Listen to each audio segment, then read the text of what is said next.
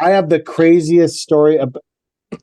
So at one point, I was operations manager of a company that I didn't work at. And one of the things that you had to do is manage this guy. And so one of the jobs he was assigned was to go to a Costco and pull out all the T-bars from the trees because they weren't getting their hold back from the city because these T-bars were there. This is like, like a $4 million holdback over these 30 T-bars in the parking lot. So I said, okay, bro, you got to go pull these out. So this guy showed up in this, rat bag Ford F-250 with different colored doors and a different colored cap on it and a small trailer, shirtless. He's got a huge ponytail. This guy is weighs 100 pounds and is absolutely 0% body fat. And he was trying to pull the T-bars out, but the manager of the Costco assumed he was stealing them for the steal and called the police. That's awesome. So then the police came and I called the manager of the Costco and said, bro, we're trying to do this so that Costco can get their fucking hold back. We're doing this for you. And he was like, well, why didn't you send someone who could speak English? And I said, he's Australian. Guy's like, this guy's nuts. And I'm like, I know. I get what you're saying. But can you please call the police off? Don't arrest him. He's trying to, and he's just fucking crazy. That's just one of the. That's awesome. Did you give him a puller? Like a T-bar puller? Oh, he was just pulling them out by hand. Wow. Rusted T-bars after years. Guys, that's tough at 100 pounds. I don't know how long they've been there. I honestly, you pull them and then you shake them and you stir them in the ground and then you pull some more and then you shake them and stir them and that's a hell of a job. Scream in Australian, which to me was English, but I don't know. And then someone calls the police on you because they think you're stealing them for scrap. It's just super fucked up, but that happened. They're expensive these days, T-bars. They're up to I think they're $11 a piece now. They were always $7 when I used to do it. Yeah, $6 or $7 whenever we got them. 7-foot lights? You buying the 7-foot lights? I don't know. So we used to buy these T-bars that were good, and you could pull them out and reuse them 500 times. And whenever it was rainy, we would go pull T-bars, and then we'd bring truckloads of them back to the yard. Then we'd reuse them. Got to the point where we reused the hose. The only thing we threw away was the wire. Oh, really? Yeah. We reuse wire. We've had buckets of hose and wire. Oh, you'd load them into the back of the truck, and yeah, the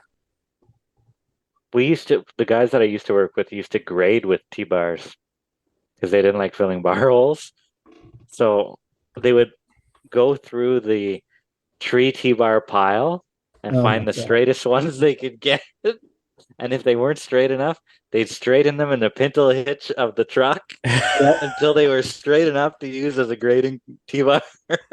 We used to straighten them. That's good enough. Let's go.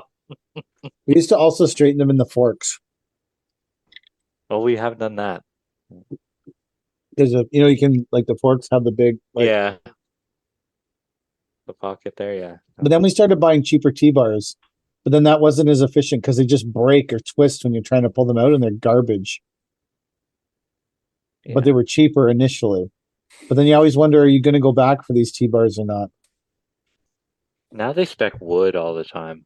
So yeah, well, it's because the wood breaks. Yeah, they break whenever you're putting them in. Oh, fucking shit. And then when we first started putting in wood, we used to have to make the spikes. So you have to cut the end of them. Yeah, you do. Yeah. And get the chainsaw is so dull that you end up sawing with the chainsaw on the tailgate, trying to get them to cut. And I was talking to who's been featured on this show, Chris Arntz, about he was doing some chainsawing at his cottage, and he said the chain was dull. he's like, what's the solution? And I'm like, the landscaper solution? Bring 5 chains with you and throw it away. Because by the time you pay someone to sharpen it, it's fucking, you already wasted a whole crew of 5 people standing at the chainsaw guy. Yeah. So we'd have like 10 chains and just chuck them behind us and keep putting a new one on. That's the landscaper solution. That's the landscape way. Yeah. For sure. I'm assuming other people sharpen them. We'd bring more than one saw and not change the chains, just change the chainsaw. Just change the chain. 5 saws. We'd have 3 saws and none of them, one wouldn't start. So you'd be using the other one. And then one, you had to bring the generator because it was a little fucking Poulain Pro or whatever. Bring the generator, you get the saw to work. And that one had but the one that you needed the generator for had a dull chain. So I remember fucked either way. We went through all that. Like, we bought chainsaws. We had them. And then realized that they just blow up, because if you don't take a chainsaw is a piece of equipment where if someone doesn't love it and take care of it and treat it like their own baby, it just blows up. There's too much going on. And so it's basically a quick cut with a chain, though, instead of a. It's not the same.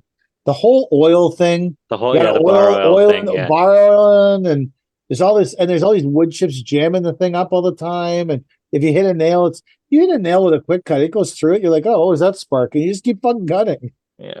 You hit a nail with a chainsaw, the world is over, man. You can't. Yeah. I mean, unless you have Mike's chainsaw or whatever the hell that thing's called, you can't dig in the dirt with them. The Geo Ripper. Geo Ripper, yeah, the Geo Ripper. I was behind a Geo Ripper. One of the irrigation guys was using one, and they go on. Won't be behind one.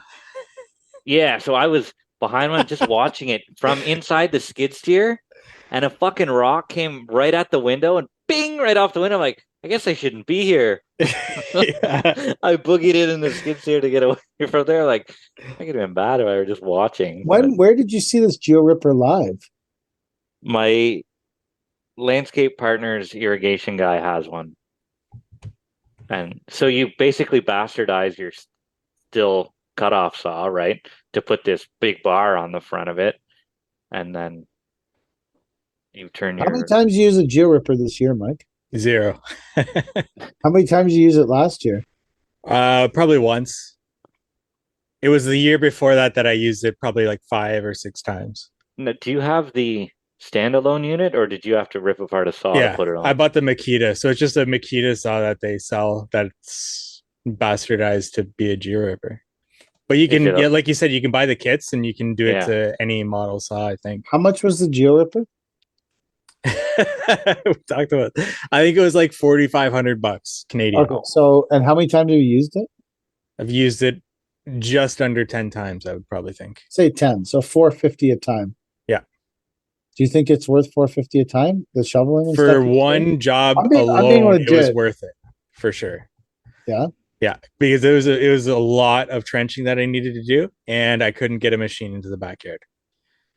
So the alternative was hand dig, and that wouldn't have been fun. So you just Geo ripped the fuck out of it. Oh, absolutely. Yeah. So my solution to chainsaws. So we went through a stage where we had like 5 chainsaws that none of them ran properly. No one knew the chain sizes. All the fucking bar oil things were jammed. We had this like collection of shit chainsaws, and we were about to buy a new one. And that's when it dawned on everyone, just rent these things. Fuck it. We don't use them every day. Stop buying these things for $500 or whatever they cost. Probably way more now. Stop buying these things and just rent them. And then we'll just return the busted fucking chainsaw with the dull chain back to the fucking rental store, and then they will sharpen the chain. And we did that for a bit.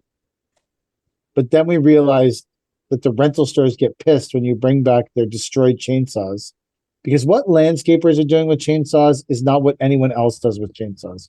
Let other people look at a tree and go, I'm going to limb that bitch. Landscapers look at a pressure treated wall full of nails and like, yeah, I'll cut that up with the fucking chainsaw. Oh, there's a piece of rebar here. Oh, that's shitty. That sucks. That sucks. Well. I remember, I don't know if you remember this, but I don't know if you remember this. But I remember when we were younger, we used to I was replacing the bridge at my.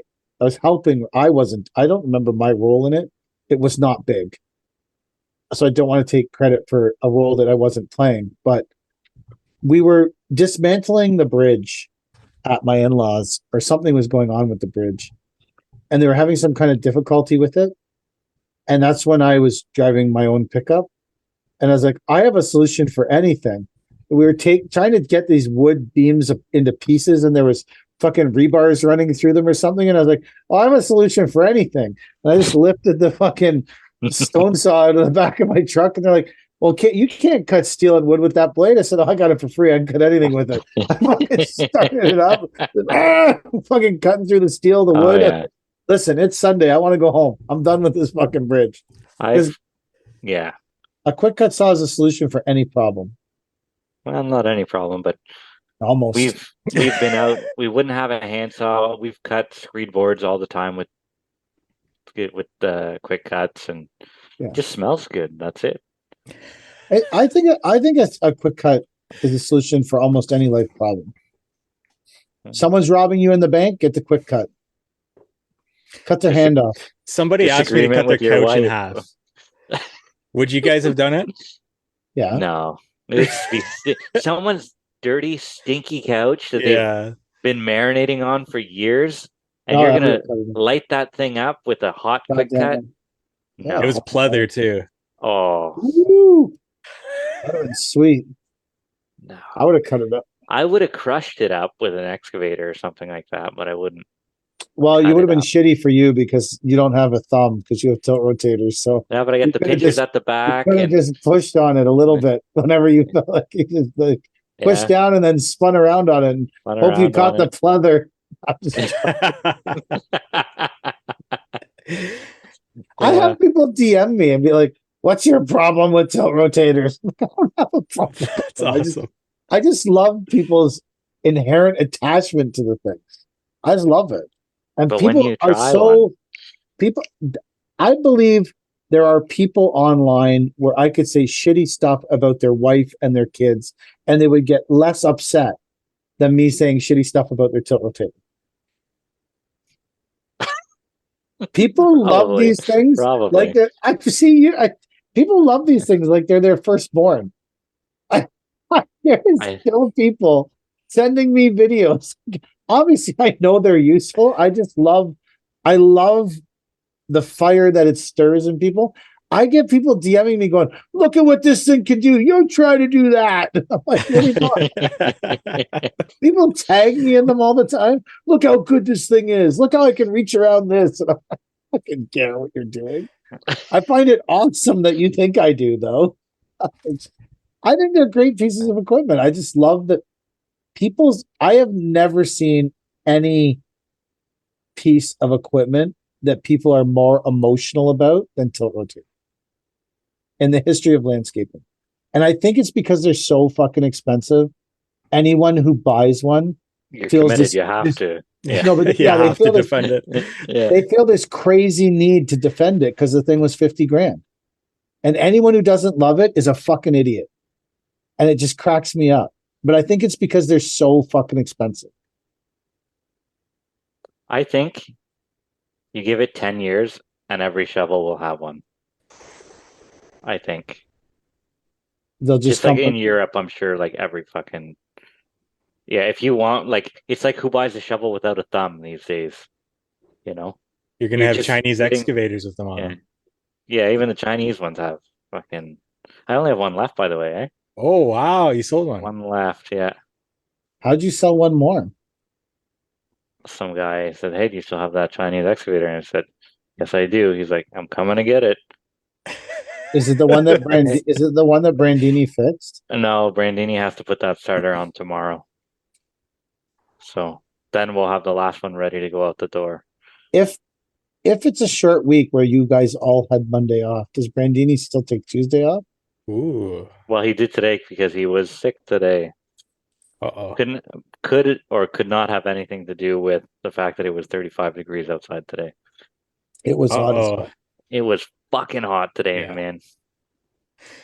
Here's a question for you guys. If you're working at a client's house and the neighbor comes over and asks you to do something at their house really quick with your piece of equipment, do you guys do it? Nope. Not without locates. Mm-hmm. Not And that's I agree with you. The last time anyone's asked me to do that, I'm like, yeah, no. I had a very nice neighbor of the client that I was working for. Can you please just dig this out? It's going to take us all day to peel the sod off and turn it into a garden. I said I can't. What about if it's just always moving a piece of armor stone or something like that? Then you drop it on the driveway and smash the driveway open, or you turn on the standpipe or something like that, and then that's no good. Like, there's a million ways for your favor to turn out wrong. There's no good outcome for it, because what if your client sees you and says, "Why are you doing stuff at their house for free, but you're charging me?" Mm. Yeah. What would you do, Mike? Oh, I wouldn't. It just came into mind because when I was working at the supplier many years ago, it came up that one of these contractors that just started up their business had their skid steer on site, and then the neighbor asked them to come into their backyard to do something really quick, and they brought the skid steer in the backyard and flipped it, and it rolled, and it took out a whole fence panel area. Wow. Yeah. And it came up because not too long ago, I went to do a quote on a lift and relay. And this guy mentions that the guys that I had done this, they actually went over to my neighbor's place with their skid steer and flipped it into the panel fence. So it was that guy. Oh, man. So it's a small world out there in Kitchener. It is. Yeah. Is that guy with the flip skid steer? I think whenever you're doing something that doesn't pay, there is an inherently higher risk for your equipment. Yes. Absolutely. Yeah. If you're doing something for a friend or a neighbor or a fucking buddy or your mother-in-law, or I think that there's just a way higher risk of something going wrong that day for some reason. It could be because you're not as on point, because you're relaxed too, or I don't know. I just think there's inherently a way deeper problem. I'm having an awful time selling my Bobcat T595. Do you think that's because you want too much for it? Potentially, but I think I can't be worth much less than that. Anyway, so I'm getting no hits on the thing. But a buddy of mine who owned a paving company called me today and said, "Hey, is that your Bobcat out front?" I said, "Yeah, it is." He goes, "Can I rent that thing from you?" And it's already clean, right? Like, it's pressure washed, degreased, the whole 9 yards, right? I said, "Sure, I can rent that to you." And I can feel this going wrong. Ready to be sold, doesn't need to be fixed. Can we make $1 off this rental? Or is how something long, how long is the rental? 2 days. How much are you charging? He said $500 a day, so $1,000. He picks it up, he drops it off. Because I don't know what a skid steer is worth to rent a day anymore. I haven't rented a skid steer in 10 years. I would think it's around that, like 500. Was it? Yeah. I would think so. I rarely rent a skid steer, but a mini is $350 a day. Yeah. A Packer is $350 a day. Like a diesel Packer. I'm like, holy shit. Here we go. So these rates are based on sort of close to rates. Maybe it is $500 a day. I don't know. I have this one at $200 a day. Which I feel is what I paid. That's based on Cooper 10 years ago, but I could be wrong. I don't know. That's based on Cooper's $500 a day. Like I just got a quote on renting a 14-ton excavator. So that's a pretty expensive piece of equipment. Like it's a 14 Yeah. ton. So what's it worth? 250 grand. Yeah, I'd say so. Where's this guy's quote? Come on, Wade Clymer from Sunbelt Rentals. So a 14 ton excavator is 745 a day. Yeah. So how much, if you take, like, how much is the skid steer worth? That skid steer brand new is worth 100. Ooh, if they're worth that much now? It's a 595. So say it's worth 80, 90 grand probably. I think I paid So, 87 to when I got it. all right. So how long have you had it? Something. 5 years now. Oh, it's got to be worth 100 now. So if you extrapolate it, it's 2.5 times that. So this thing's renting for 475 a day. So 2.5 times the money. If you did the math on it, it should be way less than $500. Yeah. He's like, I'll give you 500 a day. I said, oh, I think that's high, but call the rental place and see. So either way, Well, Wade Clymer at Sunbelt Rentals on Wilson Road. He'll email you back. Should we call him and see if he answers right now? 9:30 at 9 o'clock night. when he should 9 be o'clock at spending time with his family.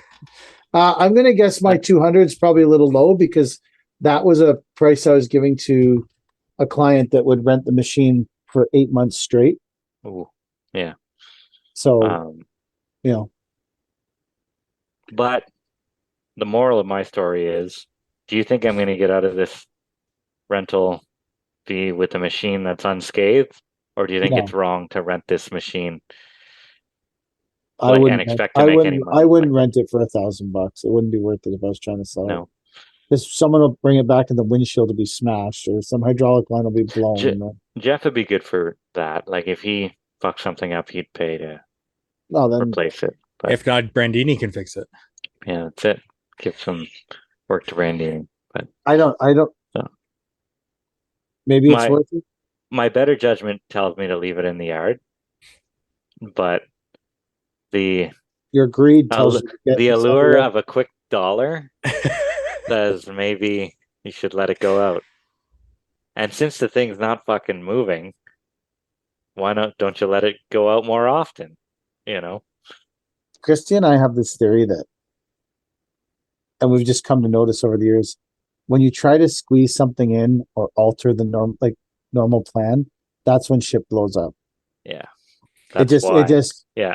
So on Friday, she was going to go pick up her truck at the mechanic because it was finally fixed after 8 days, which is a whole nother story of someone ever wanted to debate why buying a new truck is better than having this old one that I own. We could talk about that maybe one day or now if you guys are interested in it. Or we've already talked about this. I don't remember. No? Okay. Go So for the truck was there for 8 days getting repaired. So the truck, now a lot of people would say you own that truck. It doesn't cost you nothing to operate it. I'm just saying, right? So the truck was there for 8 days. And let's say the truck invoices pretty generally around $1,500 on one contract we have. So it's sitting there for 8 days, cost me $12,000 in revenue. Wow. Now Yeah. it was there for 8 days because they couldn't identify this wire. And the thing that was wrong with it was 3 wires had rubbed against the motor that no one could find in the wiring harness. There's no parts involved here, but probably at least, 50 hours of labor. So it's probably a $5,000 repair. So this total repair cost me about $18,000 probably. With the lost revenue and everything. With the lost revenue. Yeah. So if you take $18,000 and then divide it by the $3,500 we paid for the new truck, so we could have paid for 5.14 months worth of payments on a new truck instead of having this happen. Damn. But who's on the to say that wouldn't happen to the new truck, because shit still does happen to new trucks. I have the brand new one, and I can say that it has worked more reliably in the past 2.5 years than any of our other trucks. Okay, so yeah. But that being said, in the middle of the winter, if it's not snowing and we have nothing to do, that truck sitting there costs us nothing but the insurance. True. So there's two sides to every coin. There's no winner. There's honestly no winner in this debate. Are you It's best off to hedge your bets and have both kinds of truck? That's what I have. That's You want what to I would really, do. you want to really hedge your bets. Yeah. Find a couple really reliable brokers. Yeah. See, and I think So, that's because now we have three. doing it right. We have three really reliable brokers now, Mhm. and we have our two trucks. We actually have more brokers now than we have of our own triaxle dump trucks. Can you put a magnetic PK sticker on the side of them? Whenever They they're would going out for you? well, a couple of them would probably let me just put Paver King stickers on the sides of the trucks. They work for us every day. In That's general, all right. Yeah. not Wouldn't big be a ones, bad like gig. small ones. They've actually asked me for. There you They go. feel like if people see those stickers on the trucks, at some of the places that we go, they're more respectful. If they know that Beautiful. they're part of our group, Family. like family. Yeah. So BK I'm saying that there's no having the new truck, but then there being a break in work can be just as vicious and painful to you as having the old truck in the shop for 8 days. Right. Having the old truck in the shop for 8 days sucks. Making payments on the blue truck in the middle of the winter when there's no snow and nothing to do sucks. That's why you got to know your numbers. Yeah. Or hedge your bets. Yeah. I think I'm better at hedging my bets than I am at knowing my numbers. I loved your post today about can someone punch all these stupid people dropping off their kids at my kids. Oh, fuck me. You got to have 20 minutes a day. I didn't see that. And I think about it every year. How much time we lose waiting behind buses. Because I meant to tell the guys before they left today, be extra careful. The school buses are back out. Right? And I think that today is like a wholly unproductive day because every person is dropping their kid off or doing something with their kid, or like makes the morning of this day terribly unproductive. Yeah. In general, I think. Kids got to go to school or else they end up like us. I've got one thing to bring up here, guys. Something that came up in my stories feed. I don't know if you guys saw Creekside post about a specific dustless saw and how they promote that it's OSHA compliant, and he just got hit with an OSHA fine for having it. And it is not OSHA compliant, apparently. This is all alleged. So for all the lawyers and legalization out there, this is all alleged. Says who? The guy that gave him the fine? So the OSHA not OSHA compliant? Yes. Or yeah. That's just the officer. The OSHA officer. Creekside asked IQ for their papers on because it all goes through testing, right? And so he submitted those papers to OSHA, and they said that you don't want to use this. This just makes your situation even worse, that it's not compliant. I'm just asking for your thoughts. This also just popped up in our Hardscape group chat there as well. So they've claimed to be OSHA compliant all along? Yeah, it says on their website for that saw. Any thoughts? I guess that's a big deal to a lot of people if they thought they were saving their lungs. I know we've always preferred to cut with it because obviously it feels better right off the bat that there's no dust flying in your face and everything. Well, it does cut a lot of dust out of the cutting process. And I think it does a really good job of it. But if like whatever happens through this, maybe, I don't know, maybe they sent like. So are we going to start the Not Our Finest Hour class action lawsuit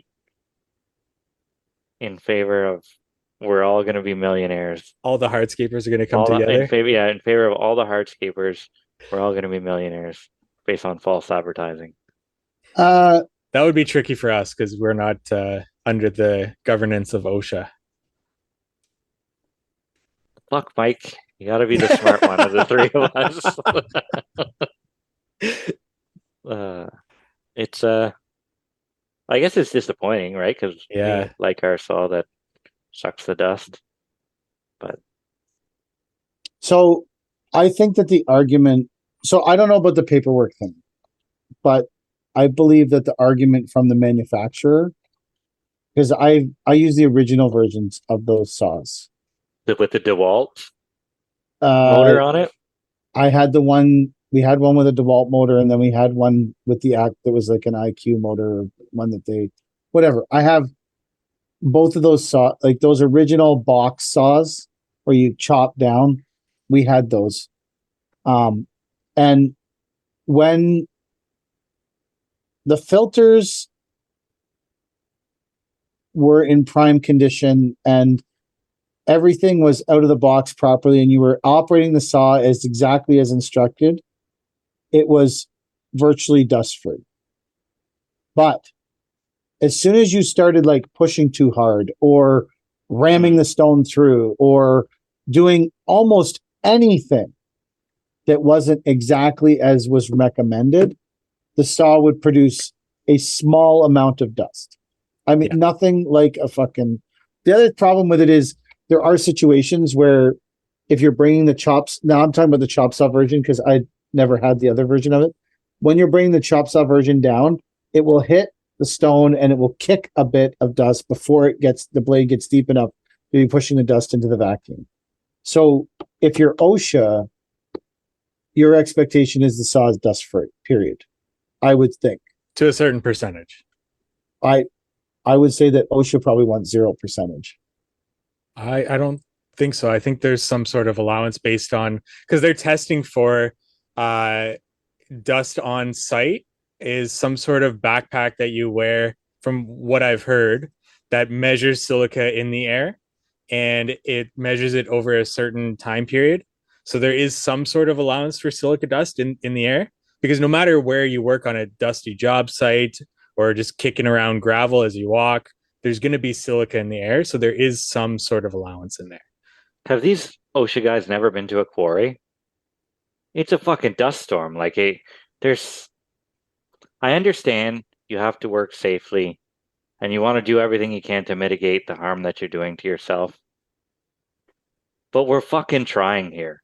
Like, it's not like we're being reckless and we're not wearing our respirators and our earmuffs and our all this shit, right? But like, cut us a fucking break. It's a hard enough job as it is.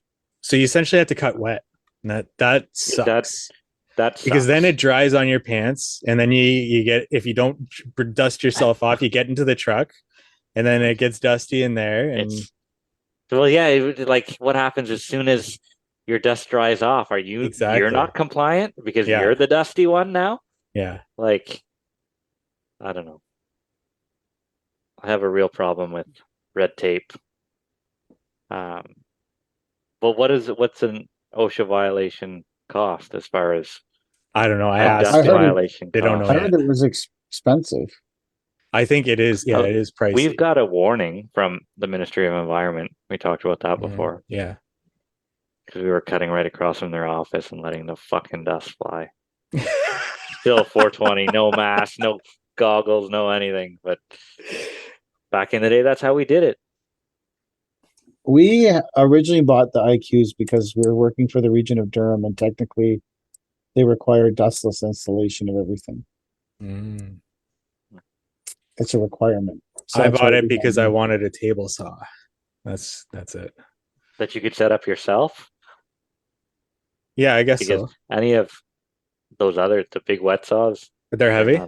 They're not a one-man job, that's for sure. Well, you get the plastic ones with the plastic basin inside them, and they're on a switch. I just didn't want to cut wet either. Yeah, I don't blame you. Yeah. So the only disappointing thing we found with the table saws or the box, whatever you want, the chop saws, was they're just slow. That was that was the only. There was a way to cut almost anything you wanted to cut with them. You just had to take your time. They were just slow, and I um, I will say on our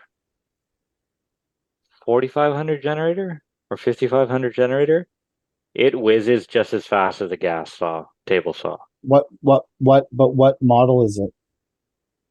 Well, I didn't know I don't know, it's pretty new. I'd say 3 years old, 4 years old, Is it maybe. like a big foldable table? Yeah.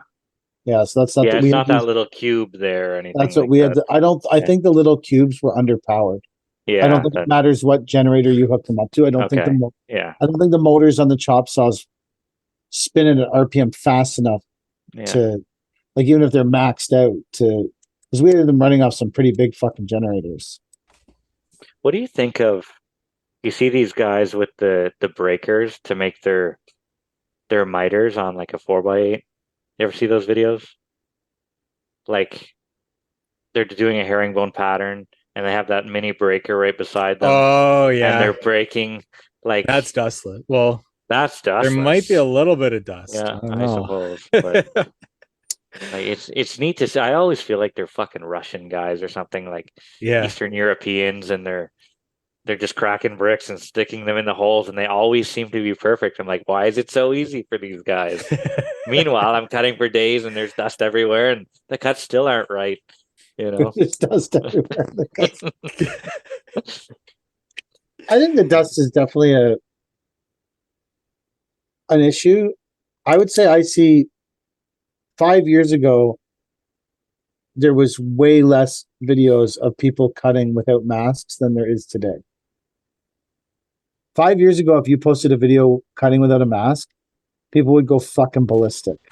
I think OSHA's tolerance on dust, whatever enactment they started in like 2017,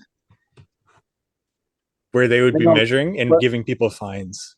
but I'm saying when you on say like Instagram, if someone posted a video of them cutting without a mask on, there'd be like 500 comments. You're fucking now. There's video after video after video after video of people cutting without masks on, and no one gives a shit. Oh, really? Well, the ones that I see, One of my guys, no one fucking cares about it anymore. Like people It's a cared hot about topic it. for a bit. Yeah, for like 2 or 3 years, people were like deeply into this. Like people were like really pumped about it. And now you watch video after video, and there was a time when no one would even think of posting a video of like you cutting without a mask. Now no one gives a fuck. They don't care no more. Fucking no one died immediately when they were cut. Like it's one of those things where it just, because it's a long-term thing, people don't. we last week we were on this job with a new GC and one of the guys was cutting and the site foreman for the new GC walks over and goes, you know what I'm going to tell you, don't you? And there's fucking dust everywhere in the air. He's like, what? He's like, put on your safety glasses. Nothing to do with the fucking giant dust cloud right in front of the daycare of the school. He's just like, put on your safety glasses. And then he went across the site to yell at the pavers because they had their shirts off. This is the fourth time I'm telling you, put your shirt back on. I would say, there's some people that are pretty heavily in the hardscape community that are pretty heavily invested in promoting these saws. I had them on as a sponsor. They were like one of my first sponsors a couple of years ago. What happens to those? So you're involved in the lawsuit. Oh, you promoted a faulty product for her. I never said it was OSHA compliant. That's Chad's licking his lips to file the lawsuit against me. But we're all in it together, Chad. I know how Whatever much money happens you to make. me happens to you too. Yeah, but I'd be interested to know if this is one officer's opinion of the saw or everyone's opinion of the saw. I don't know what level of dust, and I would like to know, like, when the saw was tested, was it a well-maintained saw? Well, IQ would do the testing, so I would assume No, that I'm they talking would give about them... obviously the saw was tested on this guy's job site. No, IQ does the test, and they've got the documentation to No, I'm show. saying this guy just got fined because the saw wasn't working, and OSHA, it's not OSHA compliant. That's my understanding of this video that he made. I haven't watched it. Okay. Well, I'm asking you. You've watched the video. No, I take it as maybe somebody came to his job site, saw the saw, and whether it was working or not, you can supply documentation as to how much silica is that machine collects, and that's what gives you the pass with OSHA to be able to use that piece of equipment. So this wasn't one faulty saw that wasn't performing as it should. This is the saw across the board does not function the way we were told it functioned. Based on the documentation provided. Because there's another dust collection system out there that does, actually, I had him on the podcast too, and he went through all the different steps to be OSHA compliant.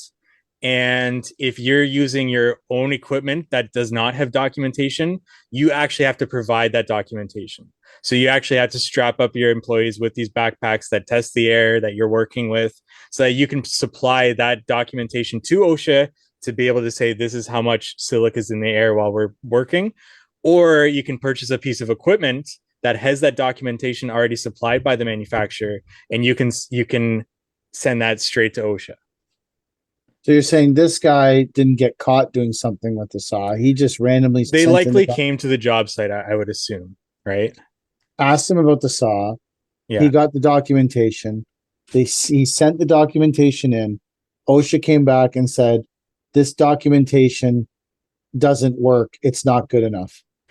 Yeah. And now I'm surprised that it would take this long for something like this to happen. Mm-hmm. Because those saws have been on the market for a long time in terms of how long it might take OSHA to catch one of them, right? But if the saws are working on site and you saw them and it was at peak condition, it's not spitting out any dust. Like, no, one of the reasons you could argue that this, it has, so if you're an OSHA guy who's driving around looking for dust-filled sites, you're just driving the streets and you're seeing the dust plume out of the backyard, right? If you don't see the dust plume, if your purpose is to be checking for dust with your backpack sniffer, you're not going to go to a job site where you don't see any fucking dust. So if traditionally these saws have been on sites and there's no dust around, why would these guys come to the sites? They're not looking for that site. They're looking for the site down the road where there's 3 maskless guys cutting. That's what I mean. Why are they picking on the guy that tried and Could have been the reported. I don't know. Got the saw that's barely blowing any dust or whatever. Go pick on the guy who's running the 420 with no respirator on. No one ever stuff, picks on right? those. Like it's the same as we stopped registering and getting road permits and stuff for our projects in Ajax. Because as soon as you get a permit, all that happens is bylaw comes by your job site 3, 4, 5 times a day. And there can be someone up the street working from you with shit everywhere, shit all over. They will not stop and say a word to that person. They will only go where the permits are in Ajax. They will not engage with anyone that doesn't have a permit. So I just said, I kept seeing it happen. So I said, fuck it, I'm never getting another permit. Never got another permit, never got bothered again. And so that could be the same with these saws, right? Same sort of thing, that someone got some kind of permit and so then someone came out and tested the saw. I haven't watched the video, so when I watch the video, I guess maybe I'll form a better opinion of it. I think Chad's right though. The guy's trying. Like, why are you fucking harassing this dude? Yeah. Other than it's easier to pick on someone who's trying. Because someone who's not trying doesn't give a fuck. And as soon as you turn around, they're just going to light that saw back up. They don't fucking care. Like the Australian guy in his burnt out F-250 pickup. Yeah. No top on. He was trying. He still got the cops called on him. Oh, yeah. He was trying to save the Costco. I mean, he was doing it for the good of Costco. Like, I'll be interested to see where all that IQ stuff lands. I will too.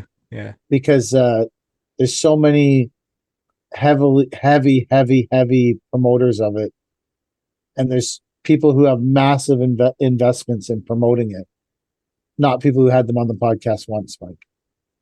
People who may have dragged them around all over the eastern United States, from place to place, from show to show, showing the magic of the dressing stone and the dustlessness of it.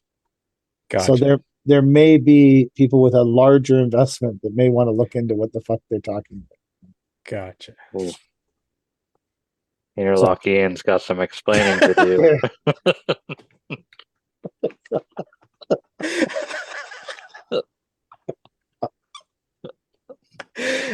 I think that's a show. Got some explaining to do. Just saying, some people are heavily invested in this shit. That's something that people are going to be upset about, in my opinion. Is that the end of the podcast? That is the end of the podcast. It ends right here. It's over.